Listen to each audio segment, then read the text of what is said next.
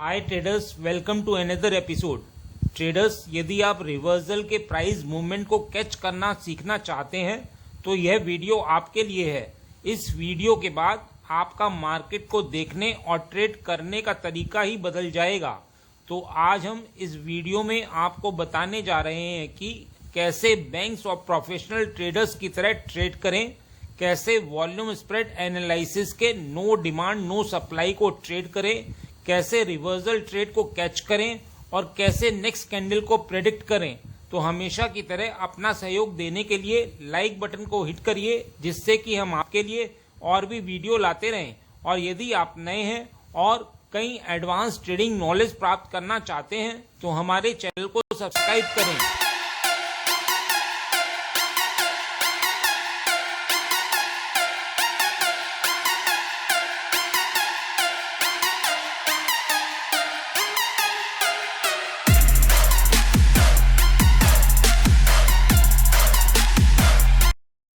आगे बढ़ने से पहले मैं आपसे पूछूंगा एक क्वेश्चन, जिसका आंसर आप सब लोग करोगे कमेंट सेक्शन में। क्वेश्चन ये है, वैलिड ऑर्डर ब्लॉक होने की पहली कंडीशन क्या है? तो ये हैं आपके ऑप्शंस। ए, वैलिड ऑर्डर ब्लॉक होने के लिए प्राइस को प्रीवियस कैंडल के ऊपर या नीचे की लिक्विडिटी को टेकआउट और स्विप करना चाहिए। या फिर बी, वैलिड ऑर्डर ब्लॉक होने के लिए प्राइस को प्रीवियस कैंडल के ऊपर या नीचे की लिक्विडिटी को टेक आउट और स्विप नहीं करना चाहिए।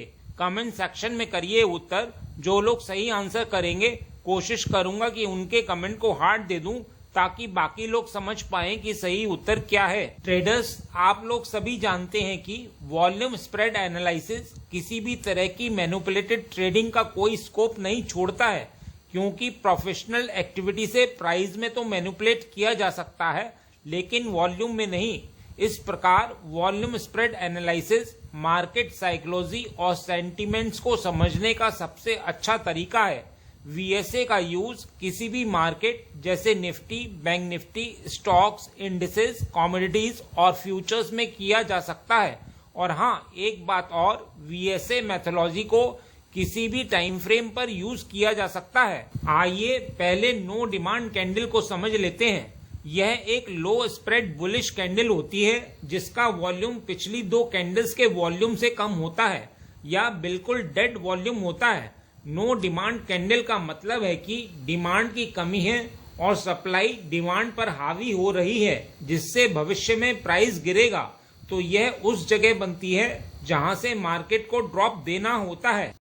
मान लीजिए प्राइस इस तरह से ऊपर मूव कर रहा है और ऊपर हमारे पास एक लेवल आ गया है जो हमने पहले से ही मार्क किया हुआ है। तो इस लेवल पर प्राइस एक टेस्ट करता है जिसे हम अपथ्रस्ट बोलते हैं, यानी एक बियरिश पिन बार या डोजी कैंडल बनती है जो ग्रीन या रेड कुछ भी हो सकती है, लेकिन इसे आपको वॉल्यूम के साथ देखना होता है। तो यह बियरिश पिन बार या डोजी कैंडल हायर वॉल्यूम के साथ बनती है, मतलब प्रीवियस वाले वॉल्यूम्स इससे लो होते हैं। इस अपथ्रस्ट कैंडल का स्प्रेड बेहद कम होता है। वीएसए के अनुसार यदि स्प्रेड कम है तो वॉल्यूम भी कम होना चाहिए। इस मामले में स्प्रेड और वॉल्यूम के बीच डाइवर्जेंस है, जो दिखाता है कि डिमांड की तुलना में सप्लाई अधिक है, जिससे आने वाले समय में प्राइस नीचे गिर सकता है। जब नेक्स्ट कैंडल इस अपथ्रस्ट कैंडल का लो ब्रेक करती है और इस नेक्स्ट कैंडल का वॉल्यूम अपथ्रस्ट कैंडल से कम होता है, तो हमें ये कंफर्मेशन मिल जाती है कि कम वॉल्यूम ने हायर वॉल्यूम कैंडल को नीचे की ओर ब्रेक कर दिया है और अब मार्केट की डायरेक्शन नीचे की ओर ही होगी। आमतौर पर सेलर्स यहां पोजीशन बना लेते हैं, लेकिन मार्केट यहां से ऊपर उठ सकती है। इस तरह से दोबारा मार्केट ऊपर वाले लेवल पर आती है, मतलब अपथ्रस्ट कैंडल की विक के पास तक आ जाती है। तो लोग यहां समझते हैं कि मार्केट दोबारा बुलिश हो गया है, लेकिन विक का हाई ब्रेक नहीं होता है। यहां जो मार्केट ऊपर आती है वो डिक्रीजिंग वॉल्यूम के साथ आती है। तो यहां टॉप पर जो कैंडल लोएस्ट वॉल्यूम के साथ बनती है उसे ही नो डिमांड कैंडल बोलते हैं, जो बताती है कि मार्केट अब ऊपर नहीं जाना चाहता।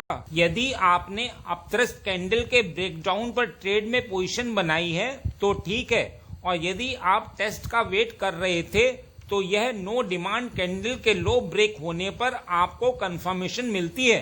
तो जैसे ही कोई भी next candle no demand candle का लो ब्रेक करती है तो आपके पास दो कंफर्मेशन आ जाती हैं। पहली कंफर्मेशन आपके पास वो थी जो अल्ट्रा हाई वॉल्यूम के साथ अपथ्रस्ट कैंडल बनी थी और उसका लो ब्रेक हुआ था, और दूसरी कंफर्मेशन यह थी कि बिल्कुल छोटा सा डेड वॉल्यूम आया और उसने नो डिमांड कैंडल बनाई।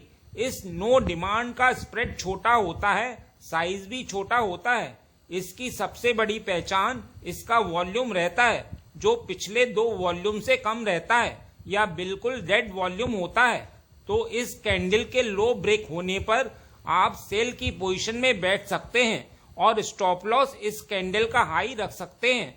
आपका स्टॉप लॉस हिट नहीं होगा क्योंकि एक कंफर्मेशन अपथ्रस्ट कैंडल और दूसरी नो डिमांड कैंडल की आ चुकी है।